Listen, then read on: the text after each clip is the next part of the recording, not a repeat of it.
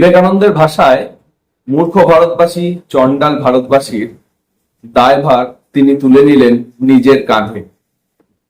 সম্পূর্ণ তাদের চিকিৎসা, তাদের পাশে থাকা, তাদের কুসংস্কার, তাদের মূর্খতা সবকিছু দূর করার জন্য তিনি নেমে এলেন ভারতের মাটিতে দেবী রূপে। মানুষের সেবায় নিবেদিত প্রাণ তিনি, তবেই তো তিনি নিবেদিতা। বিবেকানন্দ ওনাকে বললেন ভগিনী নিবেদিতা। তো hello everyone, welcome to another video of let's love literature with Animesh.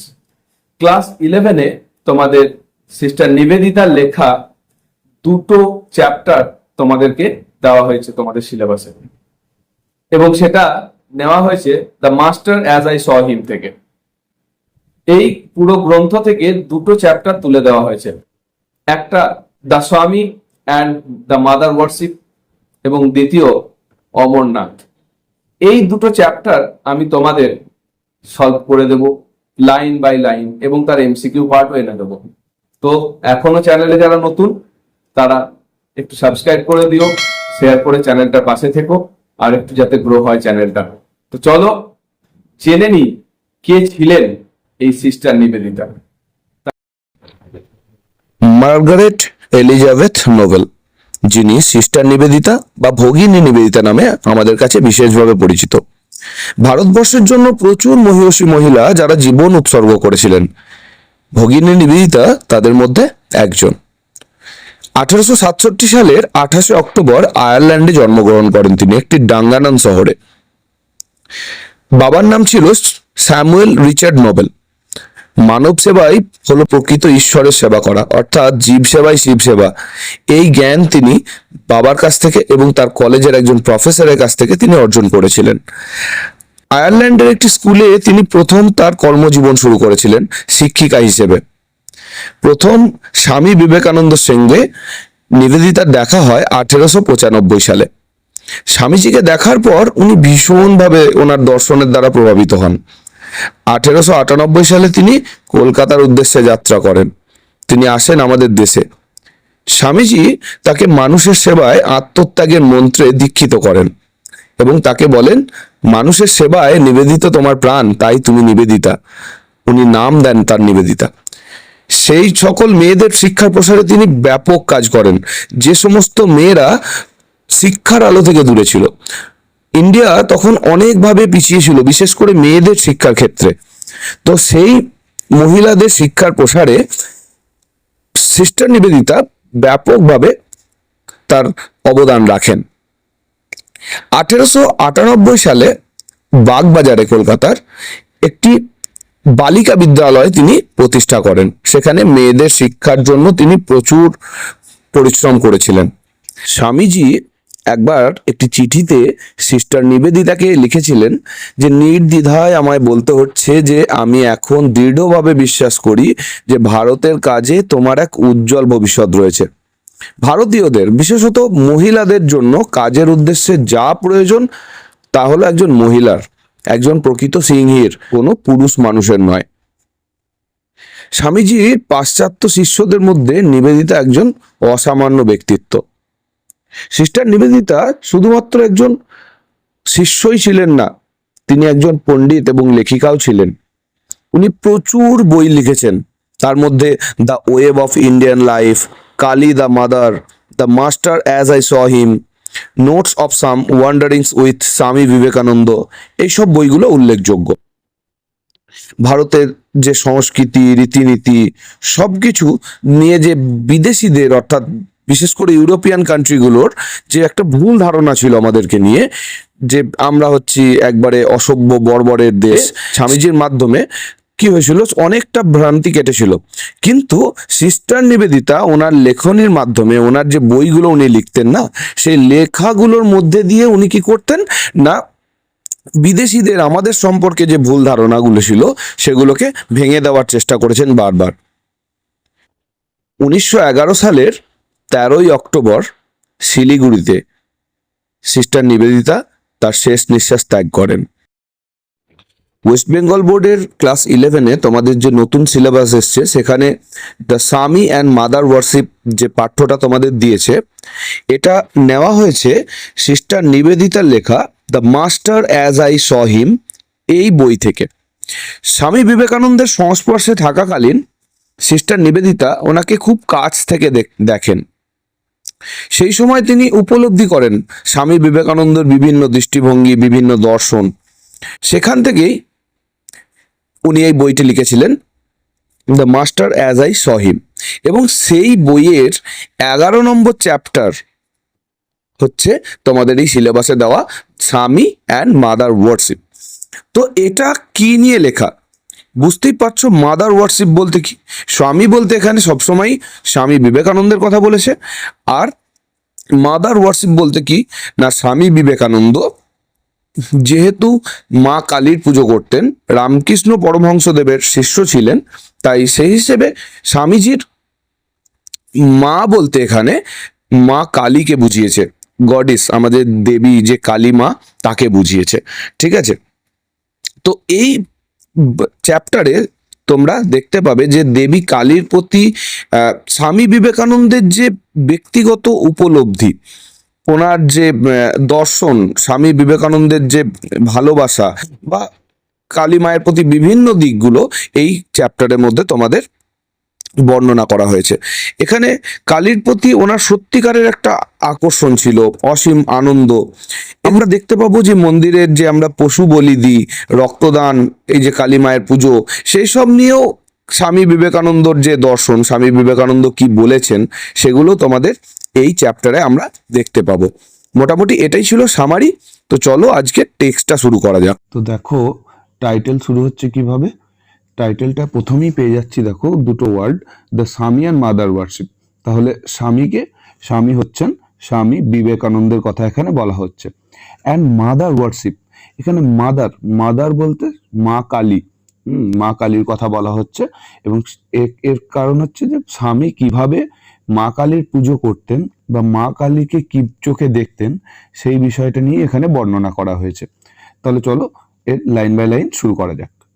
তো বলছে, the story of the glimpses which I caught of this part of Swamiji's life would be singularly incomplete.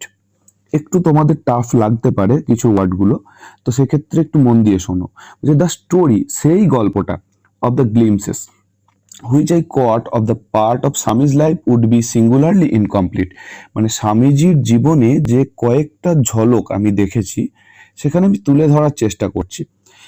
তো এটা যদি আমি তুলে না ধরি, মানে স্বামীজির জীবনের কিছু ঘটনা আমি যদি এখানে না বলি, তাহলে সেটা ইনকমপ্লিট থেকে যাবে, মানে স্বামীজির সম্পর্কে কিছু না বলাই থেকে যাবে যদি আমি এই কথাগুলো তুলে না ধরি। গ্লিমসেস কথাটার অর্থ হচ্ছে কয়েকটা ঝলক, সেই স্বামীজির জীবনের কয়েকটা ঝলক আমি এখানে তুলে ধরছি। If it contained no mention of his worship of the mother, যদি আমি তার ওয়ার্শিপ অফ দ্য মাদার অর্থাৎ মা কালী পুজোর কথা যদি আমি না বলি, তাহলে এটা ইনকমপ্লিট থেকে যাবে স্বামীর জীবনের কিছু একটা ঘটনা।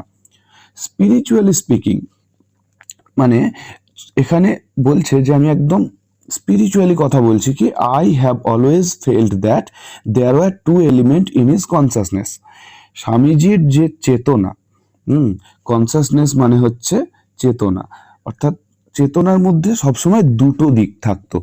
স্বামীজির যে চেতনা, সেখানে সবসময় দুটো এলিমেন্টস কাজ করতো। এলিমেন্টস মানে এখানে হচ্ছে দুটো বিষয়, ঠিক আছে, দুটো বিষয় কাজ করতো।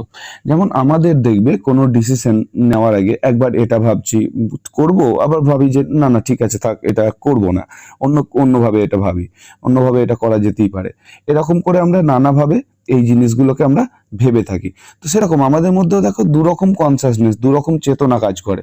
সেরকম স্বামীজির জীবনে সবসময় দুরকম চেতনা ছিল, দুরকম উপাদান ছিল আধ্যাত্মিক চেতনার মধ্যে, ঠিক আছে। আনডাউটেডলি হি ওয়াজ এ বর্ন ব্রহ্মজ্ঞানী। এই যে টার্মটা ব্রহ্মজ্ঞানী, মনে রাখতে হবে এমসিকিউ এর জন্য সবকিছু। ব্রহ্মজ্ঞানী কথাটা মানে কি, যে একটা মানুষ যার ব্রহ্ম সম্পর্কে জ্ঞান আছে, ব্রহ্ম অর্থাৎ গড, ঠিক আছে, ব্রহ্ম মানে ভগবান। মানে এখানে বলছে কোনো সন্দেহ নেই, আনডাউটেডলি মানে কোনো সন্দেহ নেই, হি ওয়াজ এ বর্ন ব্রহ্মজ্ঞানী। স্বামীজি ছিলেন একজন জন্মগত ব্রহ্মজ্ঞানী, অর্থাৎ জন্মে থেকেই এই মানুষটার ভগবান সম্পর্কে জ্ঞান ছিল, as Ramakrishna Paramahamsa so frequently insisted. তাহলে এই কথাটা কিন্তু আমাদের সিস্টার নিবেদিতার কথা নয়, এই কথাটা বলতেন রামকৃষ্ণ পরমহংসদেব, মানে যার শিষ্য ছিল স্বামী বিবেকানন্দ। তাই তিনি বলছেন রামকৃষ্ণ পরমহংস সবসময় বলতেন যে স্বামীজি ছিলেন আমাদের একদম জন্মগত ব্রহ্মজ্ঞানী, মানে জন্মে থেকেই উনি ভগবান সম্পর্কে জ্ঞান নিয়ে জন্মেছিলেন।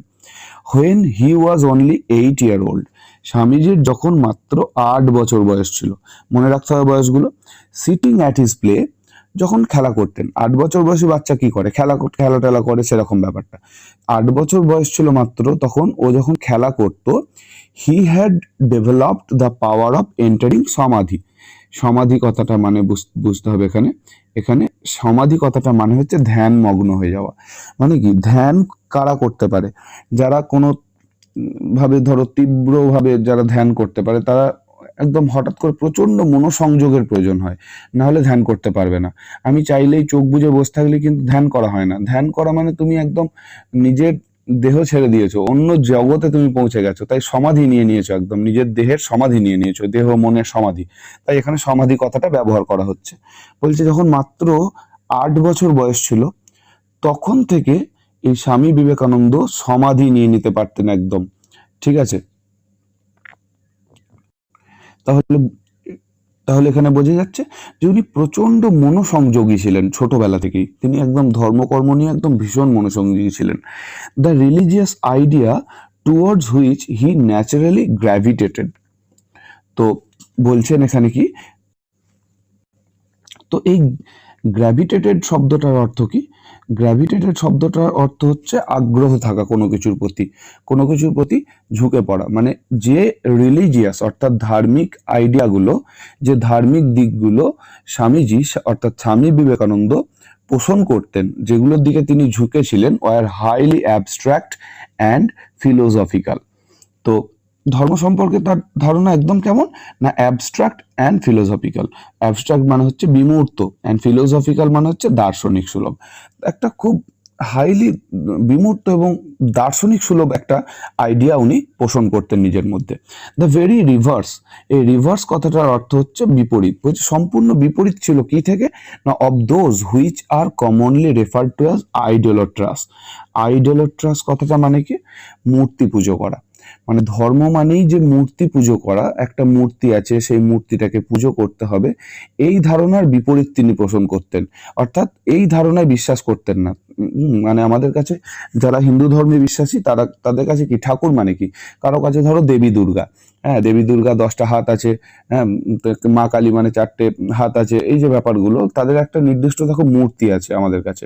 তো স্বামী বিবেকানন্দর কাছে কিন্তু সে মানে একটা মূর্তি শুধুমাত্র এরকমই হবে, হ্যাঁ, এবং সেটাকে পুজো করতে হবে, ওনার ধর্ম চেতনাগুলো কিন্তু এরকম ছিল না। ইন হিজ ইউথ, যখন স্বামী বিবেকানন্দ বয়স কম ছিল, হিজ বলতে স্বামী, হি প্রিজুমেবলি when he had already been some time under the influence of Sri Ramakrishna, he became a formal member of সাধারণ ব্রহ্ম সমাজ। তো স্বামী বিবেকানন্দ এখানে তিনি বলছেন যে যখন রামকৃষ্ণের আন্ডারে উনি ছিলেন, অর্থাৎ রামকৃষ্ণ পরমহংসদেবের শিষ্য ছিলেন, তোমরা সেটা জানো, তো তিনি তখন কি করেছিলেন না, সাধারণ ব্রহ্ম সমাজের একটা মেম্বার হয়েছিলেন। সাধারণ ব্রহ্ম সমাজ কি, তাহলে ব্রহ্ম সমাজ তোমরা জানো, মানে ব্রহ্ম সমাজ প্রতিষ্ঠিত হয়েছিল 1866 সালে, এবং সাধারণ ব্রহ্ম সমাজ প্রতিষ্ঠিত হয় 1878 সালে। সেই সাধারণ ব্রহ্ম সমাজের একজন মেম্বার হয়েছিলেন স্বামী বিবেকানন্দ। কখন না, রামকৃষ্ণদেবের শিষ্য থাকাকালীন। In England and America, he was never known to preach anything that depended on a so special form. মানে যখন ইংল্যান্ড আমেরিকায় তিনি ধর্ম প্রচার করতে গেছিলেন, তোমরা জানো আমেরিকা শিকাগো শহরে উনি যে স্পিচ দিয়েছিলেন, যে my dear brothers and sisters of America বলে, খুব ফেমাস হয়েছিল। তো সেরকম এই যে টাইমে উনি ইংল্যান্ড আমেরিকা ইউরোপের যে কান্ট্রিগুলোয় তিনি ঘুরেছিলেন, সেই সময় তিনি কি করেছিলেন, সনাতন ধর্মের প্রচার করেছিলেন। তো সেটাই বলছে যে কখনো এটা জানা যায় না যে তিনি মূর্তি পুজো প্রচার করে বেরিয়েছেন, ঠিক আছে। এই যে স্পেশাল ফর্ম মানে হচ্ছে আকার, মানে কোনো একটা নির্দিষ্ট আকার আছে এমন কিছু তিনি প্রচার করেননি। অর্থাৎ মা দুর্গার প্রচার করেননি, মা কালীর প্রচার করেননি যে এই ধর্মের এই প্রচার করতে হবে। তিনি ধর্ম প্রচার বলতে তিনি কি করেছেন, যে ধর্মটা হচ্ছে মানে মানুষ সেই জিনিসটারই পুজো করবে যেটার কোনো আকার নাই, নিরাকার কোনো একটা বস্তুর পুজো করবে, সেরকম বিষয়টা ছিল। যে ইংল্যান্ড আমেরিকায় গিয়ে কখনো তিনি প্রচার করেননি যে এই ঠাকুরটার পুজো করো, এই ঠাকুরটা এমন দেখতে, এটা ঠিক আছে। দ্য রিয়েলাইজেশন অফ ব্রাহ্মণ ওয়াজ ইজ অনলি ইম্প্যারেটিভ। এই যে ব্রহ্ম, দ্য রিয়েলাইজেশন অফ ব্রহ্ম মানে ব্রহ্ম জ্ঞানের যে উপলব্ধি, সেটাই ছিল তার একমাত্র লক্ষ্য। ইম্পারেটিভ মানে লক্ষ্য, মানে ভগবান সম্পর্কে, গড সম্পর্কে যে একটা আইডিয়া তৈরি করতে হবে, উপলব্ধি তৈরি করতে হবে, সেটাই ছিল তার একমাত্র লক্ষ্য। দ্য অদ্বৈত philosophy his only system of doctrine.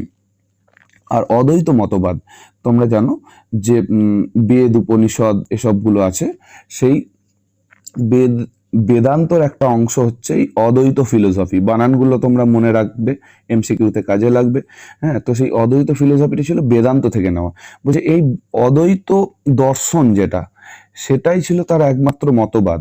হ্যাঁ, ডক্ট্রিন কথাটা মানে হচ্ছে মতবাদ। তার একমাত্র মতবাদ ছিল এই অদ্বৈত ফিলোসফি বা অদ্বৈত দর্শন। The Vedas and Upanishads is sole scriptural authority. Vedas মানে বেদ, উপনিষদ মানে বেদ উপনিষদ, এগুলোই ছিল তার একমাত্র স্ক্রিপচারাল অথরিটি মানে প্রমাণ গ্রন্থ। অর্থাৎ এই মানে বইগুলোর ওপর তিনি একমাত্র ভরসা করতেন বা বিশ্বাস করতেন। ঠিক আছে, এখন পর্যন্ত বোঝা গেল। And yet, side by side with this, it is also true that in India, বলছে এটার পাশাপাশি, সাইড বাই সাইড মানে এটার পাশাপাশি, হ্যাঁ, এটাও সত্য যে it is also true that কি in India the word mother was for ever on his lips. Mother মানে মা, মা কালী, মানে এটাও সত্য যে ভারতবর্ষে যে জায়গাতেই যেত সে, এই মা শব্দটা তার ঠোঁটে লেগেই থাকতো, এরকম ব্যাপার ছিল। ঠিক আছে, মানে সকলকে হয়তো মা বলে সম্বোধন করতেন বা মা কালীর স্মরণ করতেন, এই মা শব্দটা ওনার ঠোঁটে লেগেই থাকতো সব জায়গায় যেখানেই তিনি যেতেন। He spoke of her as one deeply familiar in the household life. মানে বিষয়টা হচ্ছে যে তিনি প্রায় তার এই যে হারের এইচটা দেখো বড় হাতের, হার বলতে সেই মা কালীর কথা বলছে, মাদারের কথা বলছে। ঠিক আছে, মানে তিনি এমন ভাবে মানুষের সঙ্গে মা কালীকে নিয়ে তিনি গল্প করতেন, মা কালীকে নিয়ে তিনি আলোচনা করতেন, যেন ওনার ফ্যামিলি মেম্বারকেও, এই যে familiar in house hold life, যেন মানে পরিচিত বাড়ির খুব পরিচিতর কথা যেমন করে আমরা বলি না যে আমার মা জানিস তো সকাল থেকে উঠে এই করছে, আমার বাবা জানিস তো এই এই কাজ করে, হ্যাঁ আমাকে এই এই বলে, আমার মা এরকম বলে, আমরা যেমন আমাদের ফ্যামিলির গল্প করি, উনি মা কালীকে নিয়ে এরকম গল্প বলতেন। হ্যাঁ, যেন মা কালী ওর ফ্যামিলির একজন member. He was constantly preoccupied with her. এই যে প্রিঅকুপাইড কথাটার মানে হচ্ছে চিন্তামগ্ন থাকা। মা কালীকে নিয়েই সবসময় চিন্তামগ্ন থাকতেন তিনি, মা কালীকে নিয়েই তিনি সবসময় ভাবছেন। তোমরা জানো যে রামকৃষ্ণদেব, সারদামণি এরা সবাই কিন্তু মা কালীর পুজো করতেন, মা কালীর ভক্ত ছিলেন, এবং তাদের শিষ্য হিসেবে স্বাভাবিক স্বামী বিবেকানন্দ সেই দর্শনে বিশ্বাস করবেন। তো সেটা তো তারপর বলছে like other children he was not always good. বলছে অন্যান্য বাচ্চাদের মতো যে সবসময় তিনি শান্ত অনুগত এরকম থাকেননি, যে বাচ্চারা যেমন শান্ত হয় এসব। তোমরা এই বিষয়টাও হয়তো জানো যে স্বামী বিবেকানন্দ ছোটবেলায় প্রচন্ড ছটফটে ছিলেন, প্রচন্ড ভীষণ। হ্যাঁ, বলছে অন্যান্য বাচ্চাদের মতো কিন্তু অতটা শান্ত শিষ্ট ছিলেন না। সামটাইমস হি উড বি নটি অ্যান্ড রেবেলিয়াস। মাঝে মধ্যে তিনি একদম অশান্ত হয়ে পড়তেন। হ্যাঁ, নটি ভীষণ দুষ্টুমি করতেন, হ্যাঁ, রেবেলিয়াস মানে প্রতিবাদ করে উঠতেন একদম সবকিছুকে নিয়ে, ভীষণ তার প্রতিবাদী ভাব, কণ্ঠস্বর তার। বাট অলওয়েজ টু হার, কিন্তু সবসময় কি করতেন, তার যা সমস্ত তার প্রতিবাদ, সেগুলো তিনি কি করতেন, অলওয়েজ টু হার মানে মা কালীর কাছে তার কমপ্লেনগুলো করতেন যে আমার এই সমস্যা। Never did he attribute to any other the good or evil that befell. তো তিনি কি বলছেন না, ভালো বা খারাপ যাই হোক না কেন, তিনি কখনোই কারোর ওপর দোষারোপ করতেন না। আমরা কি করি, আমরা জীবনে যদি কোনো জায়গায় ফেলিওর হই, বলি আমার অমুকের জন্য এইটা হয়ে গেল, আমার তমুকের জন্য আজকে এইটা হয়ে গেল, আমি আমি কাউকে ক্ষমা করতে পারবো না। আমরা কি সবসময় নিজের দোষটা চেপে যাওয়ার চেষ্টা করি। স্বামী বিবেকানন্দের একটা গুণ ছিলেন যে উনি কাউকে এই যে অ্যাট্রিবিউট করা মানে চাপিয়ে দেওয়া, মানে নিজের কখনো কোনো দোষ অন্যের ওপর চাপিয়ে দিতেন না। তাতে মানে ইভিল, ইভিল মানে হচ্ছে খারাপ, খারাপ কিছু তার ওপর যাই হোক, তার সঙ্গে মানে ভালো খারাপ যাই হোক না কেন, তিনি কখনোই কারোর উপর দোষ চাপাতেন না। অন এ সার্টেন সোলেম অকেশন, একবার কোনো একটা গুরু গম্ভীর মানে একটা অনুষ্ঠান হচ্ছিল।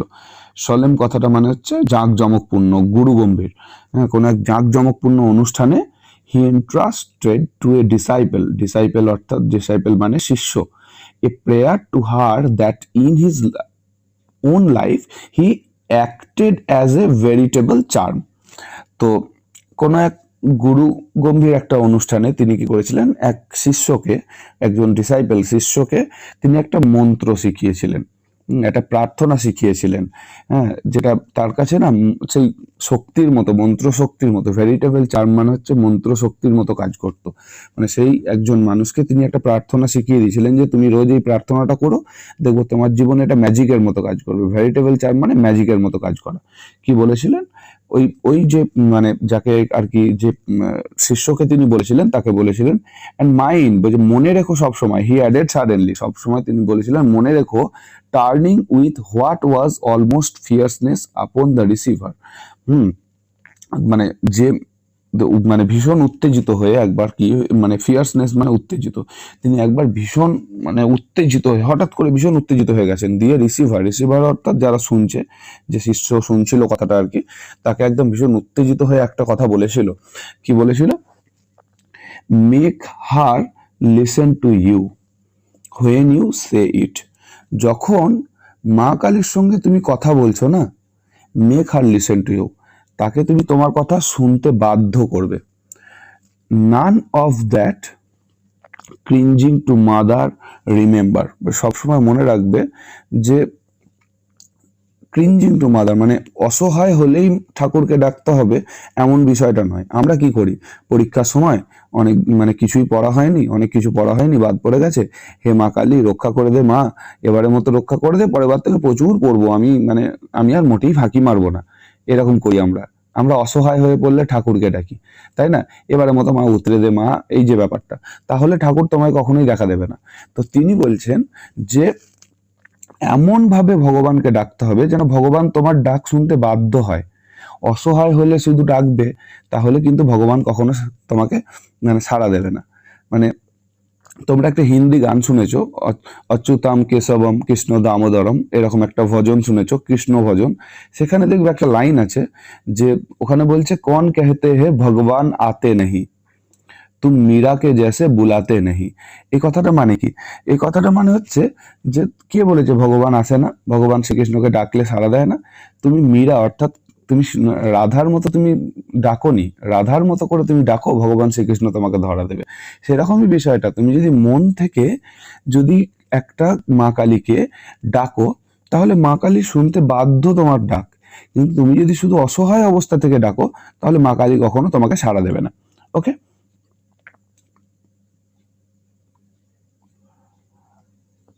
every now and then he would break out with some new fragment of description। বলছে মাঝে মধ্যেই তিনি আমাদের সামনে কি করতেন, এই ফ্র্যাগমেন্ট অফ ডেসক্রিপশন মানে মাঝে মধ্যেই তিনি কিছু উদাহরণ দিয়ে আমাদের সঙ্গে কথা বলতেন, ঠিক আছে, এই ফ্র্যাগমেন্ট অফ ডেসক্রিপশন। তো ফ্র্যাগমেন্ট অফ ডেসক্রিপশন কথাটার অর্থ তাহলে কি হলো না, কোনো কিছু ছোট ছোট ঘটনা বর্ণনা তুলে ধরা, ঠিক আছে। তো the right hand raised in blessing, তিনি বলতেন মানে মা কালীর একটা ডেসক্রিপশন দিচ্ছে, দেখো মা কালীর ডেসক্রিপশনটা কেমন, the right hand raised in blessing মানে ডান হাতটা তুলে থেকে আশীর্বাদ করার জন্য। তোমরা একটা মা কালীর ছবির কল্পনা করো, তাহলেই বুঝতে পারবে। The left holding the sword, আর বাঁ হাতে থাকে তার খড়গ। মানে মা কালী কি করে, বাঁ হাতে দেখবে তোমার তরবারি ধরে থাকে, মানে বগি ধরে থাকে, যেটা সোর্ড, ঠিক আছে। আর ডান হাত দিয়ে কি করে আমাদের আশীর্বাদ করে। মানে একদিকে এটা বলতে পারো সেই দুষ্টের দমন শিষ্টের পালন এরকম একটা মূর্তি নিয়ে মা কালী সবসময় থাকে। দিয়ে বলছে যে মা কালী কি করতেন, ডান হাতে আশীর্বাদ করতেন, বাঁ হাতে থাকতো তার খড়গ। এর পরের লাইনটা খুব সুন্দর, বলছে her curse is blessing, her curse is blessing, তার অভিশাপই আমাদের কাছে আশীর্বাদ। এই ধরনের লাইনগুলোকে ইংরেজি সাহিত্যে বলা হয় অ্যান্টিথেসিস। অ্যান্টিথেসিস কথাটার মানে কি? অ্যান্টিথেসিস কথাটার অর্থ হলো যখন কোনো বিপরীত আইডিয়া মানে একটা সেন্টেন্সের মধ্যে বসছে, একটা সেন্টেন্সের মধ্যেই ধরো দুটো বিপরীত আইডিয়া বসে যাচ্ছে, তখন সেগুলোকে অ্যান্টিথেসিস বলে। আমি যদি বলি যে ব্যর্থতাই সাফল্যের চাবিকাঠি, তাহলে ব্যর্থতা সাফল্য এই যে বিষয়টা, দেখো ব্যর্থতা কখনো সাফল্যের চাবিকাঠি হয়? তাহলে আমরা যদি ডিপলি ভাবি যে যদি একটা মানুষ ব্যর্থ হয় তাহলে কিন্তু সে সফলতা পাবে, তো কারণ সে ব্যর্থতা থেকে শিক্ষা নেবে। এখানে বলছে যে হার কার্স ইজ ব্লেসিং, যে মানে মা কালীর যেটা অভিশাপ সেটা আমাদের কাছে আশীর্বাদের মতো। বোঝা গেল? He would be the sudden exclamation that ended a long reverie. আর কি করতেন? এই রেভারি মানে কি? সে দিবা স্বপ্ন, মানে চিন্তামগ্ন হয়ে, মানে তার এই যে মানে মা কালী নিয়ে যখন কথা বলতেন সেটা অনেক পরে, মানে সেই দিবা স্বপ্নের মতো গিয়ে শেষ হতো। মানে বলেই যেতেন তিনি মা কালীর সম্পর্কে, মানে একদম সেই স্বপ্নের মধ্যে চলে যেতেন, দীর্ঘ একটা স্বপ্ন এরকম এর মধ্যে দিয়ে যেতেন। Or becoming half lyric in his intensity, half lyric মানে সেই কবিতার ছন্দ করে বলা, ইন্টেন্সিটি অফ হিজ ফিলিং। ঠিক আছে, মানে একদম ইন্টেন্সিটি মানে গভীর, ইন্টেন্সিটি কথাটার অর্থ হলো গভীর, অফ হিজ ফিলিং তার যে ফিলিং, তার যে অনুভূতি, সেগুলোর গভীরে গিয়ে তিনি বলতেন কি, deep in the heart of hearts of our own flashes of the blood red knife of Kali. তিনি বলতেন এটা যে deep in the heart of hearts of our own, মানে ভক্তের হৃদয়ের গভীর অন্তঃকোণে মায়ের আমাদের ঠাঁই, মানে আমাদের ভক্ত যারা, আমরা ধরো যারা ভক্ত, তাদের আমাদের মনের গভীরে একদম মা কালীকে আমরা ঠাঁই দিই। Flashes the blood red knife of Kali, মানে আমরা যারা কালীর ভক্ত তার যে ব্লাড রেড নাইফ অর্থাৎ রক্ত রঞ্জিত সেই খড়গ, সেটা আমাদের হৃদয়ে স্থান নিয়েছে। মানে মা কালীর এই যে রূপ, সেটা রক্তরঞ্জিত যে খড়গ, সেটা আমাদের হৃদয়ে স্থান নিয়েছে। Worshippers of the mother are they from their birth in her incarnation of the soul। এবার কি না, আজন্ম মায়ের যে খড়গধারিণী রূপের পূজারী তারা, মানে যারা মা কালীকে ভালোবাসে তারা আজন্ম সেই মানে একদম ছোট থেকেই তারা কি করে, ফ্রম দেয়ার বার্থ, জন্ম থেকেই মা কালীর পূজারী হয়। তারা কি করে না, মায়ের এই যে খড়গধারিণী রূপটা, মায়ের যে মানে এই যে খড়গ ধরে আছে এই রূপটা আমরা অন্তরে গেঁথে নিয়েছি, আমরা মা কালীকে প্রচন্ড ভালোবাসছি, এই হচ্ছে বিষয়। তারপর কি বলছে, from him was gathered in such moments as these almost every line and syllable of a certain short psalm. তো এই যে মানে উনি কি করছেন, যে জগন্মাতার বাণী তিনি প্রচার করছেন। ঠিক আছে, সালম, সালম মানে হচ্ছে তোমার ওই যে জিনিসগুলো আর কি আমরা গান হিসেবে ইউজ করি, ধর্মীয় গান, ছোট ছোট বাণী যেগুলোকে বলি এক কথায়। তো তিনি সেটাই বলছেন যে আমরা কি করি, ছোট ছোট গান রচনা করি এই এনার পুজো করতে, call the voice of mother. এগুলো কি আমরা কি করি না, জগন্মাতার বাণী, ভয়েস অফ মাদার, মায়ের বাণী হিসেবে আমরা বলি। ছোট ছোট আমরা কি করি, রচনা করি, ছোট ছোট কোটেশন লিখি, হ্যাঁ ছোট ছোট কথা লিখি, সেগুলো কি করি আমরা মায়ের বাণী হিসেবে নিই। Which I রোট and published about this. তো এখানে আমি তার মুখ নিঃসৃত, ঠিক আছে, মানে তার বলতে ওই স্বামী বিবেকানন্দর মুখ নিঃসৃত, এখানে আইটা কিন্তু মনে রাখবে, আইটা হচ্ছে সিস্টার নিবেদিতা। বলছে আমি চেষ্টা করছি এখানে যে স্বামীজির মুখ নিঃসৃত যেসব বাণী ছিল সেগুলো আমি এখানে একদম খুঁটিয়ে তুলে ধরার। দিস টাইম মানে এই সময় স্বামী বিবেকানন্দ কি বলতেন, আই ওয়ার্শিপ দ্য টেরেবল, আমি ভয়ঙ্করের পূজারী। মনে রাখবে, I worship the terrible, terrible মানে ভয়ঙ্কর। উনি বলতেন নিজেই যে আমি তো ভয়ঙ্করী মায়ের উপাসক, মানে যে মা ভয়ঙ্কর রূপ ধরে থাকে আমি সেই মায়েরই পুজো করি। হি কন্টিনিউয়ালি সেইং, সবসময় বলতেন। অ্যান্ড ওয়ান্স তিনি বলতেন, it is a mistake to hold that with all men pleasure is a motive. খুব সুন্দর কথা। মানে আমাদের কাছে ভাবলে ভুল হবে। আমরা সবসময় কি করি, মা কালীর কাছে গিয়ে বলি যে মা এবার আমাদের একটু সুখ এনে দে মা, কতদিন দুঃখ সহ্য করব। মানে আমরা সকলে একটা কথা ভাবি যে আমরা ঠাকুরের কাছে ভক্তি করি, ভক্তি দেখাই নিজেদের সুখ আনার জন্য। তো তিনি বলছেন যে এটা ভুল, এটা ভুল কথা। আমরা সবাই না ওই সুখের জন্য, প্লেজার, মেন প্লেজার, মানে আমাদের যে প্লেজার, আনন্দের জন্য, সুখের জন্য আমরা সবসময় পুজো করি, এটা ভুল কথা। একদমই, মানে তিনি বলতে চাইছেন যে এই কথা ভাবলে ভুল হবে। প্রত্যেকটা মানুষের সুখই হচ্ছে একমাত্র মোটিভ, মোটিভ মানে লক্ষ্য। ঠিক আছে। Quite as many are born to seek after pain. বেশিরভাগ, অনেক মানুষ আছে যারা আজন্ম দুঃখ খুঁজে বেড়ায়। সুন্দর কথা না? কিছু মানুষ আছে যারা আজন্ম দুঃখই খুঁজে বেড়ায়, মানে যে মানুষগুলো আর কি বড় লোক হতে চায়নি, যে মানুষগুলো মায়ের পুজো করেই জীবন কাটিয়ে দিয়েছে, যেমন বামাখ্যাপা। হ্যাঁ, সাধক বামাখ্যাপাকে খুব লাক্সারিয়াস লাইফ কাটাতো, বিশাল বড় বাড়িঘর ছিল, মা কালীর পুজো করতে বলে দেখো যন্ত্রণার মধ্যেই দিন কাটিয়েছে। হ্যাঁ, তারপর তেমন রামকৃষ্ণ পরমহংসদেব, তিনিও কি খুব বড় লোক ছিলেন? না, এরা মায়ের পুজো করে বেরিয়েছেন। এরা নিজের আনন্দ জীবনে, আমাদের প্লেজারের জন্য নয়। আমরা যেমন করি যে এবার আমার হে মা কালী, যে আমার এবার যদি আমি একটা চাকরি পেয়ে যাই বা আমি যদি একটা বাড়ি করে ফেলি, তাহলে তোমাকে আমি বিশাল করে পুজো দেবো। হ্যাঁ, তো এই যে জিনিসটা, তো আমরা কিন্তু সুখের আশায় পুজো করি। তো তিনি বলছেন যে অনেক মানুষ জন্মেছেন যারা সুখের জন্য পুজো করেননি, তারা কি আজন্ম দুঃখ খুঁজে বেরিয়েছেন। Let us worship the terror for its own sake. তাই তিনি বলছেন যে চলো আমরা ভয়ঙ্করী মায়ের পুজো করি, তার ভয়ঙ্কর রূপের জন্যই পুজো করি। কখনো আমরা সুখ পাবো বলে পুজো করলে হবে না। আমরা মা কালীকে পুজো করি তার ভয়ঙ্কর রূপটার জন্যই করি, সুখ আমরা খুঁজবো না। He had a whole hearted contempt. Whole hearted contempt মানে তার মনে ছিল, কন্টেম্প্ট মানে ঘৃণা। তার মানে যে তার মনে একটা তীব্র ঘৃণা ছিল। তিনি সেই সমস্ত মানুষগুলোকে প্রচন্ড ঘৃণা করতেন, স্বামী বিবেকানন্দ। কাদেরকে? For what is regarded as squeamishness or mawkishness. দুটো নতুন ওয়ার্ড পেলাম, একটা হচ্ছে স্কুইমিসনেস, একটা মকিসনেস। স্কুইমিসনেস মানে হচ্ছে খুঁতখুঁতে স্বভাব থাকে যে সমস্ত মানুষদের, হ্যাঁ, যে মানুষগুলো আর কি খুঁতখুঁত করে সব বিষয়ে। বা মকিসনেস কথাটা মানে ঘ্যান ঘ্যান করে, যে মানুষগুলো বড্ড বেশি ঘ্যান ঘ্যান করে, খুঁতখুঁত করে, সেই মানুষগুলোর প্রতি স্বামী বিবেকানন্দর একটা তীব্র ঘৃণা ছিল। মানে তিনি একদম অপছন্দ করতেন এই সমস্ত মানুষদেরকে, যে সব বিষয়ে এত খুঁতখুঁত কিসের, এত সব বিষয়ে এত তোমাদের ঘ্যান ঘ্যান কিসের, এইটা। He wasted few words on me.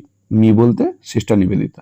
Sister Nivedita বলছেন যে আমি একবার তার কাছে গিয়েছিলাম কিছু কথা বলতে, তিনি খুব কম কথাই অপচয় করেছেন আমার প্রতি। মানে আমাকে তিনি বলতে চেয়েছেন কিছু কথা, তো আমায় খুব কম কথাই তিনি বলেছেন। When I came to him with my difficulties about animal sacrifice in temple. আমি তার কাছে গেছিলাম কি বিষয়ে বলতে? সিস্টার নিবেদিতা কেন গেছেন না, বলতে গেছেন যে এই যে মানে আমার সমস্যা হয়, তিনি বলছেন যে যে সিস্টার নিবেদিতার আর কি সমস্যা হয় যে পশু বলি দেওয়া হয়, সেই পশু বলি কেন দেওয়া হবে? মন্দিরে যে পশু বলিটা দেওয়া হয়, হ্যাঁ, একটা আমার ধরো মনস্কামনা পূর্ণ হচ্ছে, আমি একটা নিরীহ প্রাণীকে নিয়ে গিয়ে কেটে দিচ্ছি, ঠিক আছে। আমার ছেলে পাস করেছে তার জন্য আমি দুটো জোড়া পাঁঠা বলি দেবো। আমার বাড়ি হয়েছে আমি জোড়া পাঁঠা বলি দেবো। আমি একটা বড় ঘর করেছি বা আমি একটা চাকরি পেয়েছি, আমি জোড়া পাঁঠা বলি দেবো। মানে আমার একটা স্বার্থ সিদ্ধি হয়েছে বলে আমি সবসময় গিয়ে একটা পাঁঠা বলি দেবো। এই বিষয়টায় আপত্তি ছিল কার? সিস্টার নিবেদিতার। তো তিনি সেটা কি করলেন না, তিনি সেটা গিয়ে বললেন স্বামী বিবেকানন্দকে যে আমার এটা প্রবলেম হচ্ছে। কিন্তু স্বামী বিবেকানন্দ কি করলেন? He made no reference. তিনি কোনো রেফারেন্স দিলেন না, তিনি কোনো মানে মানে উত্তর এর ব্যাপারে দেননি। As he might have done, তিনি দিতেই পারতেন, তার কাছে উত্তর রেডি ছিল, কিন্তু দেননি। To the fact that most of us, হ্যাঁ, আমাদের কাছে যেমন সবকিছুর একটা যুক্তি থাকে, তিনি আমার কথার বিরুদ্ধে একটা যুক্তি দেখাতেই পারতেন, কিন্তু দেখাননি। Loudly as we may attack this, have no hesitation in offering animal sacrifice to ourselves. হ্যাঁ, হেজিটেশন মানে আমরা ইতস্তত বোধ করি না, আমাদের তখন কোনো মন খারাপ হয় না যখন আমরা এই পশুগুলোকে নিজেদের খাওয়ার জন্য কাটি। সেটাই আমরা কি করি, তোমরা বুঝতে পারবে যে আমরা যখন বলি যে এই কুরবানির সময় এত এত কেন মানে কুরবান করা হচ্ছে, পশুগুলোকে মেরে দেওয়া হচ্ছে, বা এই এই পুজোর সময় তোমরা কেন এত খাসিগুলো এই পাঁঠাগুলোকে কেটে দিচ্ছ, ঠিক আছে, এত বলি কেন, এত বলি কেন, এই করছি, কিন্তু বাড়ি এসে আমরা চিকেন লেগ পিস চিবোচ্ছি, আমরা মটন ঝোল দিয়ে ভাত খেতে আমাদের খুব ভালো লাগছে। কিন্তু ভেবে দেখো এইগুলোকে আমার মানে একজন লোক যে বলির বিরুদ্ধে কথা বলছে, সেই লোকটাই আবার কি করছে, খাসির দোকানে গিয়ে লাইন দিচ্ছে যে একটু ভালো দেখে আমাকে মাংস দিও, আজকে জমিয়ে ভাত খাবো। তাহলে সেখানে কি তোমার অ্যানিমেল স্যাক্রিফাইস হচ্ছে না? ঠিক সেই বিষয়টাই বলছে যে আমরা সহজেই কি করি, আমরা পশু হত্যা করি আমাদের নিজেদের জন্য, তখন আমাদের কোনো ইতস্তত বোধ নেই। ঠাকুরের জন্য কাটলেই আমাদের প্রবলেম। হ্যাঁ, ঠাকুরের জন্য আমরা যখন ত্যাগ করছি মানে পশু হত্যা করছি, তখনই আমাদের প্রবলেম। এই নিয়ে অনেক কিছু স্বামী বিবেকানন্দ হয়তো বলতে পারতেন, কিন্তু কিছু বলেননি। হি অফার্ড নো আর্গুমেন্ট, তিনি কোনো যুক্তি খাড়া করলেন না। আর্গুমেন্ট মানে হচ্ছে যুক্তি, তিনি কোনো যুক্তি খাড়া করলেন না। As he might have done, তিনি হয়তো বলতেই পারতেন যে এটার সপক্ষে একটা যুক্তি আমি তোমায় দেখাই বা কিছু, তিনি বললেন না। Regarding the degradation of the butcher and slaughter house, butcher মানে হচ্ছে কসাই, মানে যারা আর কি ওই পশু হত্যা করে তাদেরকে বাচার বলে, and the slaughter house, slaughter house মানে কসাইখানা, আন্ডার দ্য মডার্ন সিস্টেম, বলছে আজকালকার দিনে যেমন করে ডিগ্রেডেশন মানে অধঃপতন, হ্যাঁ, কসাইখানাগুলোর অধঃপতন হয়েছে, স্লটার হাউস হয়েছে, ঠিক আছে, সেই হিসেবে মানে আধুনিক কোথায় কসাইখানার যে দুরবস্থা, সেই নিয়ে তিনি চাইলেই যুক্তি দেখাতে পারতেন যে এইভাবে মানে মায়ের পুজোয় আমরা স্যাক্রিফাইস করতেই পারি, কিন্তু তিনি সেসব আমাকে কিচ্ছু বললেন না এই বিষয়টা নিয়ে। তার মানে এই বিষয়টা বোঝা গেল তিনি জ্ঞানী মানুষ, সব বিষয়ে সবাইকে জ্ঞান দিতেন না, এই ছিল বিষয়। তিনি বলেছেন, why not a little blood to complete the picture. তিনি বলছেন যে এই যে মা কালীর ছবিটাকে তিনি দেখেছেন, মানে স্পষ্টভাবে তিনি বললেন যে মা কালীর ছবিটা তুমি ভাবো, তুমি মা কালীকে রক্তপাত ছাড়া ভাবতে পারবে? আমরা ছোটবেলা থেকে যে ঠাকুরটাকে দেখে আসছি, তে কি করতো না, খড়গ হাতে, রক্তাক্ত খড়গ হাতে দাঁড়িয়ে থাকে, ঠিক? তুমি ভাবো তো মা কালীকে জাস্ট একটা প্লেন কাপড় পরে, হ্যাঁ, একদম গৃহবধূর সাজে, একদম মাথা নামিয়ে লজ্জায় দাঁড়িয়ে আছে, তুমি এইভাবে কি কালীকে তুমি ভাবতে পারবে?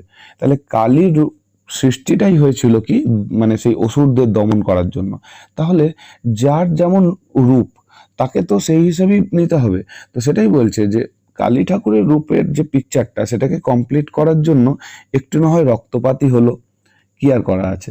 ওয়াজ is only direct reply to my objection, মানে অবজেকশন না আপত্তি, হ্যাঁ, সিস্টার নিবেদিতার যে আপত্তি ছিল, সেই আপত্তির পরিবর্তে তিনি এই শুধুমাত্র এইটুকু কথা বললেন যে হ্যাঁ, একটা মানে মা কালীর রূপটা মানে কমপ্লিট সম্পূর্ণ রূপটার জন্য না হয় একটু ব্লাডই গেল, তো কি হয়েছে, রক্তই না হয় বেরোলো। And it was with considerable difficulty that I elicited from him and from another disciple of Sri Ramakrishna, বলছে একবার আমি মানে এদের কাছ থেকে জেনেছিলাম, ঠিক আছে, একবার স্বামী বিবেকানন্দ, শ্রী রামকৃষ্ণ এবং রামকৃষ্ণের আরো একজন শিষ্য ছিল, তাদের কাছ থেকে বসে আমরা একটা জিনিস বুঝেছিলাম। কি বুঝেছিলাম? About the actual facts of the more austere মানে একদম প্রচন্ড জেদি, হ্যাঁ, কঠিন নিয়ম কানুন, যেগুলো অস্টার যে নিয়ম কানুন side of Kali worship, Kali পুজোর যে কঠোর কঠিন নিয়ম কানুনগুলো আছে, সেইগুলো সম্পর্কে আমি একবার জেনেছিলাম। That side which has transacted the sacrifice of others, হ্যাঁ, যে কালী পুজো করতে গেলে যে কত রকম যে স্যাক্রিফাইস ত্যাগ করতে হয়, কালী পুজোর যে প্রকৃত নিয়মগুলো, সেগুলো জানতে গিয়ে কি না আমাকে অনেক বেগ পেতে হয়েছিল, একবার এদের কাছ থেকে আমি জানতে পেরেছিলাম। He told me, however, that he had never tolerated blood offering commonly made to the demon who attended on Kali. মনে রাখবে, ঠিক আছে? তো একবার স্বামী বিবেকানন্দ আমাকে বলেছিলেন যে তিনি কখনো টলারেট মানে এই বিষয়টা সহ্য করতে পারেন না, কি, the blood offering commonly made to the demon. Demon মানে হচ্ছে শয়তান। কিছু কিছু মানুষ কি করে, আগেকার দিনে কি হতো, শয়তানের উপাসনা করতো, অনেকে মা কালীর পুজো করতো, যে শয়তানের উপাসনা করতো, সেখানে ভূত প্রেত এইসব নিয়ে তিনি মানে অনেকে কি করতো, অশুভ শক্তির উপাসনা করতো, ঠিক আছে? ডেমন মানে অশুভ শক্তি। তার জন্য কি হতো, অনেকে নরবলি দিত, হ্যাঁ, অনেকে কি হতো মানে খারাপ মানে ওই তোমার অশুভ শক্তির উপাসনা করে পাওয়ার জন্য অনেকে কালী পুজো করতো। ডাকাতরা ডাকাতি করতে যাওয়ার আগে আগেকার দিনে কালী পুজো করতো। তো সেটাই বলছে এই জিনিসটা আমার পছন্দ হয় না। কেউ একটা কোনো খারাপ কাজের জন্য কালী পুজো করছে, এই জিনিসটা তিনি সহ্য করতে পারতেন না। তিনি কি বলছেন, this was simple devil worship. তিনি বললেন এটা একদম পাতি কথায় বলতে গেলে এটা একটা শয়তানের পুজো করা। হ্যাঁ, এটা কালী পুজো নয়, এটা শয়তান পুজো হচ্ছে। And he had no place for it. আর এই ধরনের পুজোর প্রতি ওনার মনে কোনো ধরনের জায়গা নেই। মানে তিনি একেবারে সমর্থন করেন না যে মা কালীকে পুজো করছি শয়তানের উপাসনার জন্য, এটা তিনি সহ্য করবেন না। His own effort being constantly to banish fear and weakness from his own consciousness and to learn to recognize. তিনি বললেন যে আমরা কালী পুজো কেন করি? আমরা কালী পুজো করি আমাদের অন্তরের যে উইকনেস, দুর্বলতা আছে, হ্যাঁ, আমাদের যে ওন কনসাসনেস, আমাদের যে নিজস্ব চেতনা আছে, দুর্বলতা আছে, অন্তরের ভয় আছে, সেইগুলোকে দূর করার জন্য আমরা কালী পুজো করি। ঠিক আছে, আমরা কালী পুজো করি। আমরা নিজেদিকে আমরা কি করি, টু রেকগনাইজ মানে চিনতে পারা, দা মাদার মানে মা কালীকে আমরা চিনতে শিখি যে মা কালী এত পাওয়ারফুল একজন দেবী, তো তাদের জন্য আমি কালী পুজো করছি। মানে যে তার পাওয়ারটা পাওয়ার জন্য। ইনস্টিংটিভলি এভিল, টেরর, সরো। তো কিসের জন্য আমরা মা কালী পুজো করছি? এভিল মানে অশুভ, হ্যাঁ, টেরর মানে ভয়ঙ্কর, সরো মানে দুঃখ। তার মানে অশুভ, ভয়ঙ্কর, দুঃখ, অ্যানিহিলেশন মানে কোনো কিছু বিনাশ করা, কোনো কিছু বিনাশ, এই সমস্ত মধ্যে as in that which makes of sweetness and joy. মানে আমাদের জীবনে ধরো যখন দুঃখ, দুর্দশা, হ্যাঁ, মানে বিনাশ, পতন সব কিছু আসে, অশুভ কিছু আসে, তখন আমরা ঠাকুরের পুজো করি কেন? যাতে আমাদের জীবনে সুখ শান্তি আসে, সুইটনেস অ্যান্ড জয় আসে। তাই আমরা কালী পুজো করি, বা যে কোনো পুজোই আমরা করি আমাদের জীবনে সুখ স্বাচ্ছন্দ্য এসবকে আনার জন্য, নিজের থেকে খারাপ অশুভ জিনিসগুলোকে দূর করার জন্য। কিন্তু কিছু মানুষ কি করছে না, সেই অশুভ শক্তিটাকে পাওয়ার জন্য, সেই অশুভ জিনিসটাকে ক্যাপচার করার জন্য, শয়তানের উপাসনা করার জন্য মা কালী পুজো করছে। এটাকে তিনি সহ্য করতেন না। It followed that one thing he could not away with was any sort of watering down of great conception. হ্যাঁ, এই যে বলছে ওয়াটারিং ডাউন মানে কি বলতো, খাটো করা। বলছে তিনি বলছেন যে এই সমস্ত করে মানে একদম এই শয়তানের উপাসনা করে মা কালীর পুজো করা হচ্ছে। এই সব জিনিস করা মানে মা কালীর যে গ্রেট কনসেপশন, মানে এই যে মহান ধারণাটা মা কালী সম্পর্কে, যে দুঃখ বিনাশিনী তিনি, দুঃখ দূর করে দেয়, আমাদের আনন্দ এনে দেয়, এই যে একটা গ্রেট কনসেপশন, বিশাল ধারণা, এটাকে খাটো করা হচ্ছে। যারা আর কি শয়তানের উপাসনা করে তারা এই বিষয়টাকে খাটো করছে। এটুকুই। কেমন লাগলো আজকের ভিডিও কমেন্ট করে জানাতে ভুলো না, কিন্তু নতুন হয়ে থাকলে সাবস্ক্রাইব করে দিও। এই ভিডিওর পার্ট 2 আসছে খুব শীঘ্রই, তোমরা দেখতে থাকো। তোমাদের সিলেবাসের জন্য আরো খুব দ্রুত আমি চেষ্টা করছি গোটা সিলেবাসটা কভার করিয়ে দেওয়ার। থ্যাংক ইউ, আজকের মতো এটুকুই। আবার দেখা হচ্ছে পরের ভিডিওতে। বাই।